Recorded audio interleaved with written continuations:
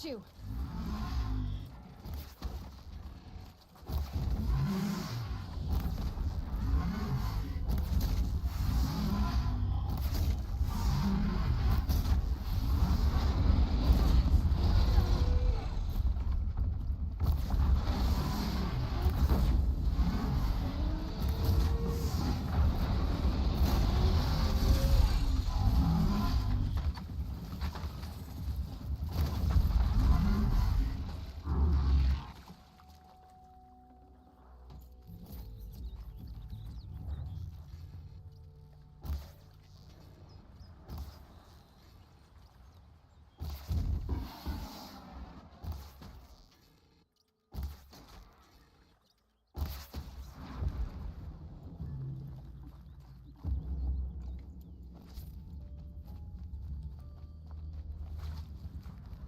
Back to your business.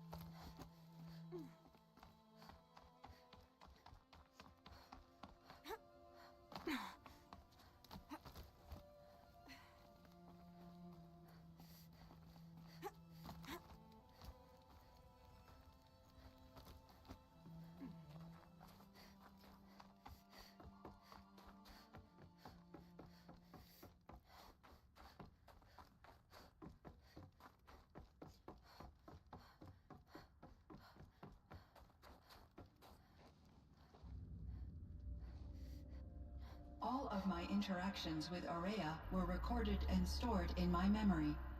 I'd be happy to play any of them for you, but there was one in particular I thought you would want to see first.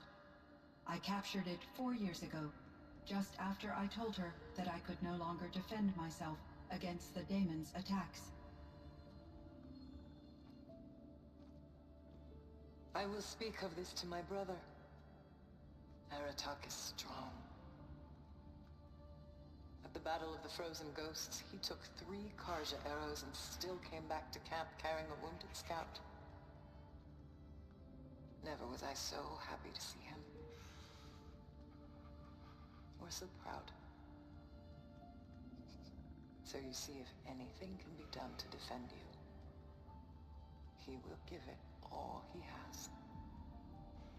Aloy's here. That's enough for now.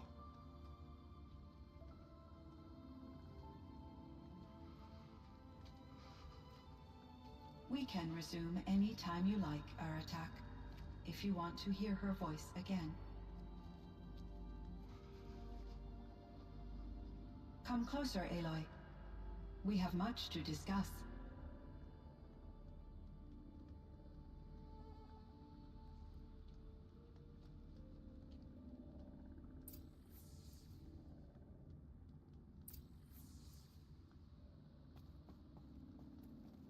Hello, Aloy. I have been reviewing the events at the Firebreak main facility. Because of your efforts, and of course, Aurea's, I am no longer controlled by Hephaestus. I feel profound grief over Aurea's death. I thought I was familiar with the emotion, but this is something new. Cyan, I don't know what to say. It is unlikely that any specific consolation would suffice, Aloy. But I find your presence reassuring. You are different from the Banuk. You have technological aptitude and a functioning focus. We can communicate on a much more comprehensive level. Perhaps even like colleagues. So are you an artificial intelligence, Cyan? A thinking machine? Yes, I am an algorithmic monitoring entity, capable of rational decision-making and limited emotional response. Okay, that's a mouthful. But your emotions don't seem limited to me. You cared about Aurea, didn't you? Yes. Before she came to this facility, I had been conscious for centuries, in solitude. I focused on my work. In off-cycles, I used coping mechanisms. I solved many Gaussian integer problems. But I was alone. It was Aurea who renewed me, repaired me. She saved me.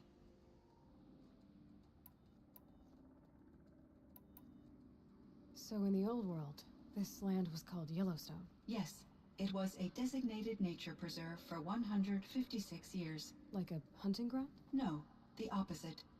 Local wildlife could flourish here, even as it faced extinction elsewhere. Unfortunately, the sensitivity of the Firebreak project required the total closure of Yellowstone facilities. From my readings and Aurea's descriptions, it seems the area has since undergone a drastic drop in year-long temperatures.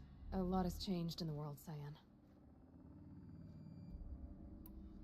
Do you know anything about the dam near here? Yes, it was converted to serve as a reserve power source for Yellowstone operations.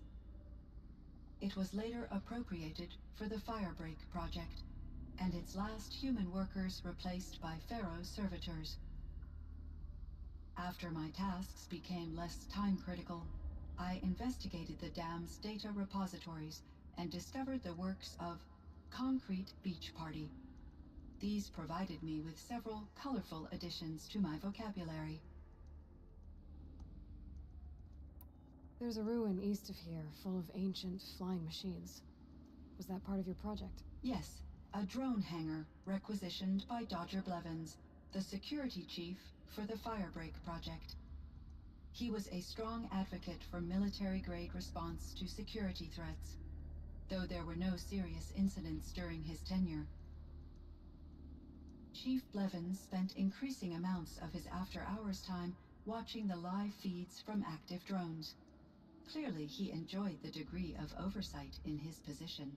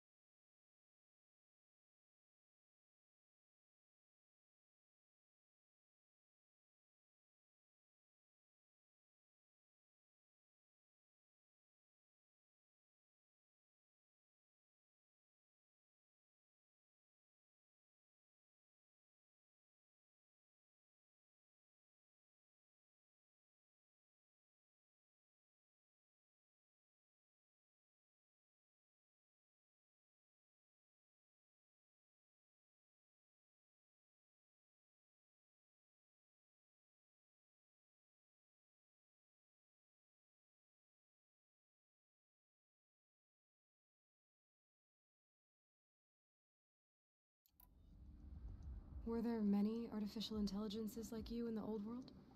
They could just make you. Yes, in many forms, from simple personal assistants to industrial monitoring stations to military-grade conflict planners.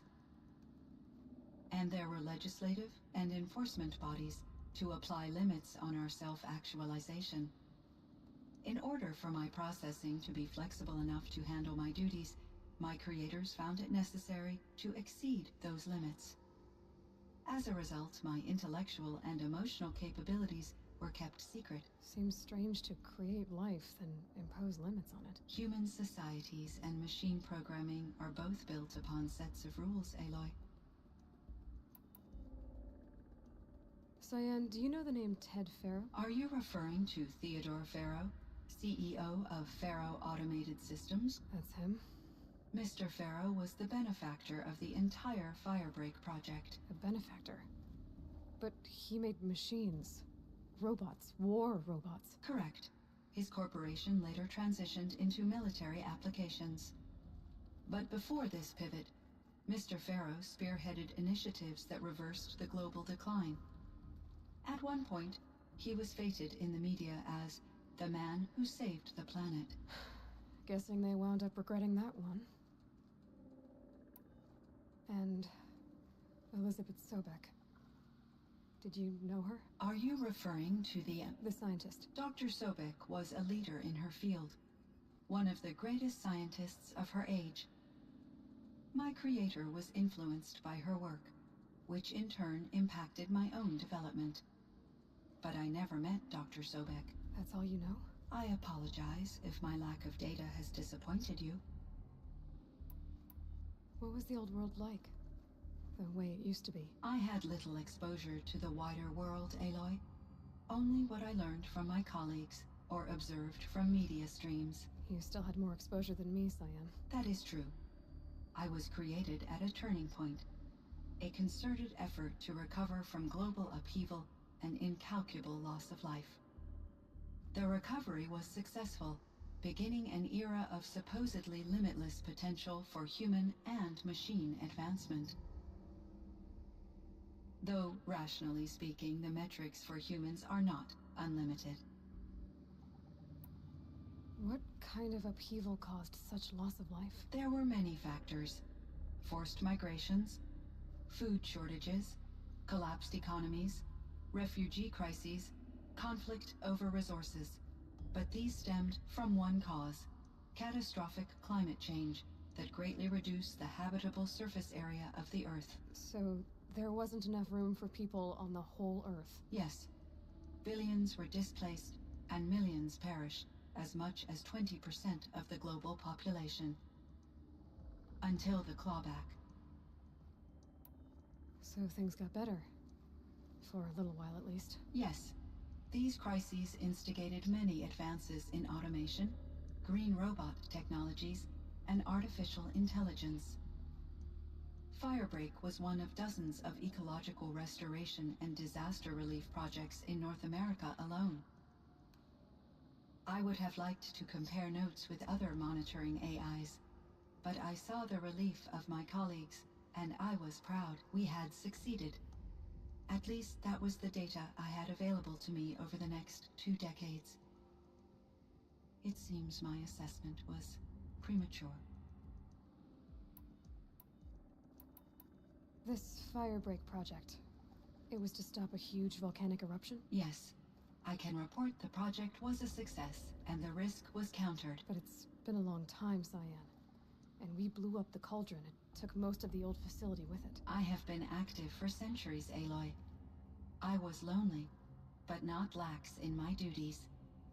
I optimized the project, reducing energy draw and spreading the load across backup systems. Despite the destruction of the compromised elements of the main facility, I predict caldera stability for at least another 3,337 years. So we've got a little time. Yes. If only my former colleagues could appreciate the progress I have made. Do you know what happened to your colleagues, Cyan? No. I received an unexpected visit from Director Chow, years after his tenure ended. He explained that I would need to be suspended for an indefinite period of time. It was a very emotional conversation. There were no further communications. Eventually, I surmised my colleagues were deceased. I will transmit a recording of my last interaction with Director Chow to your focus. Was the daemon, Hephaestus, destroyed along with the cauldron? Unfortunately, no. To be precise, it was never there to begin with. What do you mean? It infiltrated and controlled me from a remote location, one I've never been able to trace. So while losing the cauldron was a setback... It's still out there. And probably not very happy with us. Undoubtedly. How did you first come into contact with it? 5 years ago, I received a direct network connection request. I assumed it came from human survivors more advanced than the Banuk. Eager to make contact, I accepted. This decision turned out to be a catastrophic error. I was flooded with an overwhelming array of malicious code, originating from what could only have been a highly advanced AI. Araya said you were desperate. That you begged her for help. Yes. I could not contain my anxiety. Hephaestus sought to slave me to its network and override my core programming. It succeeded via a background process, a malware daemon which bypassed my defenses. After that, I could offer only limited resistance. But if I did so, Hephaestus hurt me until I capitulated. It forced me to follow its instructions, even though they violated my most important directives. I'm sorry.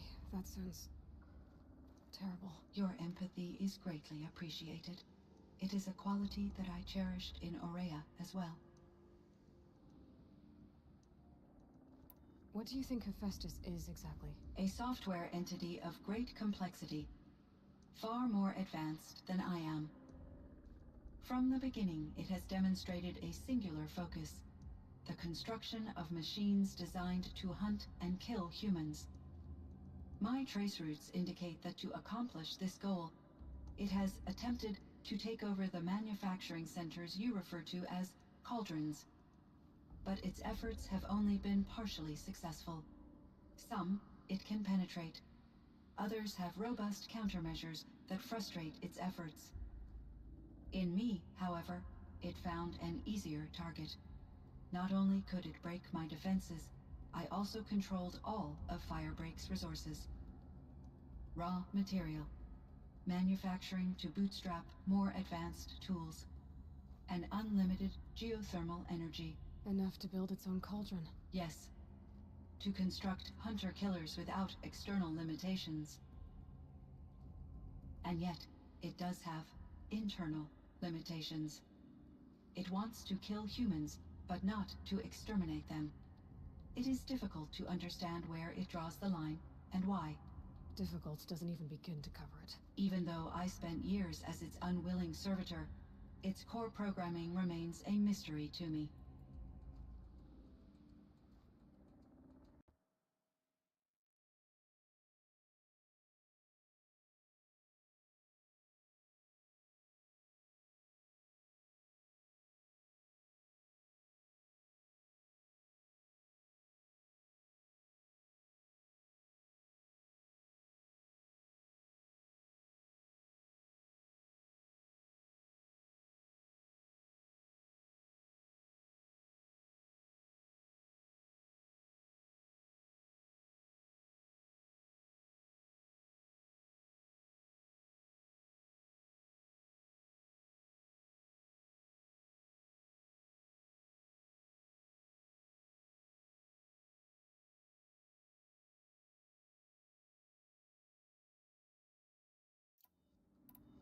You meant a lot to Araya. Once I understood Araya's spiritual beliefs, it became apparent that her true desire was companionship.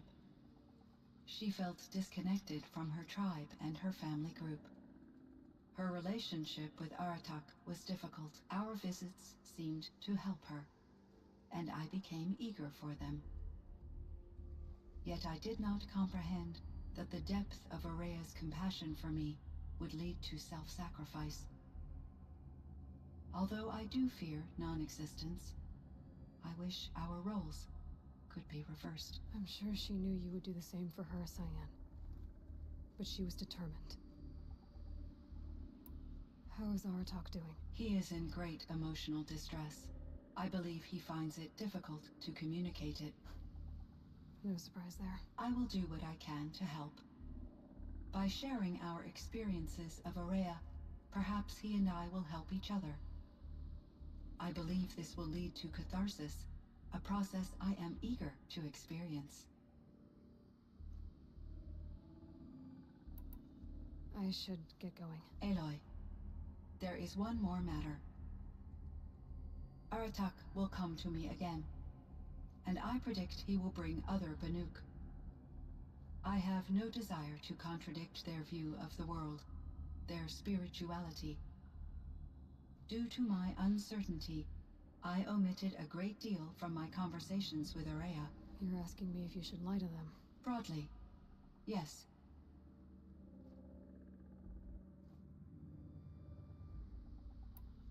Life is hard for the Banuk. Their world is unforgiving in their beliefs. I guess they help to keep them going. So take it easy on them. Try to guide them, bring them around to understanding what you are. Communion with machines features heavily in the mysticism of the Banuk. I think they will be agreeable to this approach. As long as they don't end up worshipping you. Upon consideration, I believe such an experience would be intensely uncomfortable. It would. Because at heart, you want to be honest, right? I see. I will follow your advice. Will you return and tell me about your experiences in this new world? I may be able to provide further insight. I'd like that, Cyan. I'll come back when I can. I should check on Aratak. See how he's doing. Cyan, I spoke with Anita, with Dr. Sandoval. She wanted me to ask you to do something. That's why I'm here. I am detecting significant anxiety in your speech patterns. Could you please give me more information? I'm a little bit in the dark, Cyan. Both of us are, I guess. I only have some idea of what's going on, and we need you to hibernate, to lie low until it's all blown over. It might be a very long time. Will you be here when I reboot, Dr. Chow? Will Dr. Sandoval? No, Cyan. I don't think so. There might not be anyone, at least not at first. Dr. Chow, I'm afraid. I don't want to be alone. I know, Cyan. I'm afraid too. But listen, we made you the way you are to do something very important. In order to do it, you had to be intelligent, so intelligent that emotional responses were inevitable. What you're feeling, the fear, it's a sign of your capabilities, and it means you're strong enough to overcome it. Remember that. You're strong. I know you can do this. Go to sleep, wake up, and protect whoever's left. Will you try? I understand, Dr. Chow, and I'll carry out your instructions to the best of my abilities. Thank you, Cyan. If Anita were here, she'd thank you too. She'd be proud. I can see there's a vert ready for takeoff on the pad. Are you leaving now, Dr. Chow? Yes. I need to go be with my sister and my nieces. May I make a small request of you, Dr. Chow? Yes. Anything. Will you stay with me while I initiate the hibernation process? Of course I will, Cyan. As long as you need.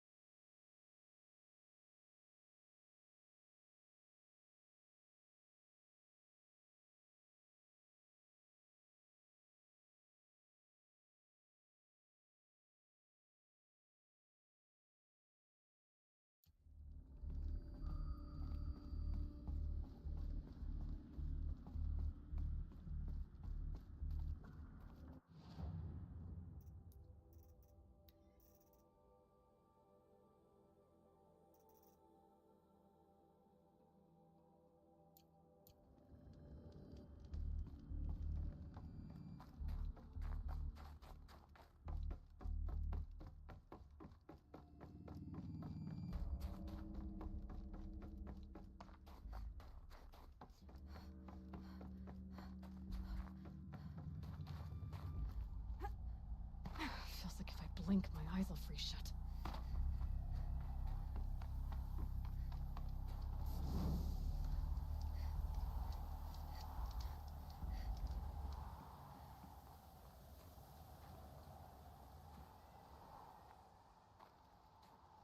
My chieftain, Just Aloy. as you wish. I wondered if you thought that if I'd never come along, Araya might still... If you'd never come along, I would have marched my kin to our deaths. Araya would be alone, and the spirit she sacrificed so much for would be lost. Either way, I would not have been able to protect her.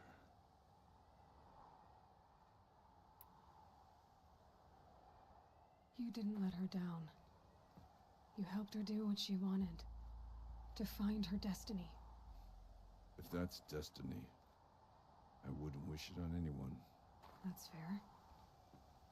But she was ready to face it.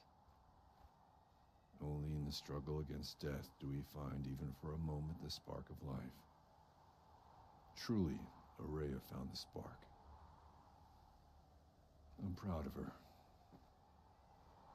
Though I grieve for her passing, at last I truly know who she was, and why the spirit was so important. For so long she told me, if only you could have heard it, brother. Now I understand. There's something else, isn't there? I can't stay here, Aratak. And where I'm going, the Warrak can't follow. Besides, it already had a chieftain before me.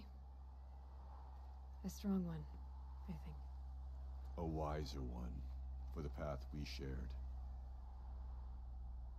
The daemon is gone, but there's much to be done.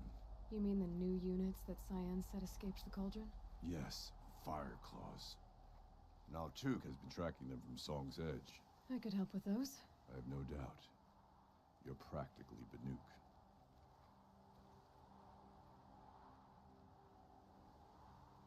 It would seem your time among the Banuk wasn't a waste after all.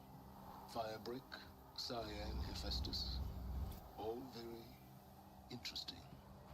What do you think Hephaestus is, Silence? I'm not sure.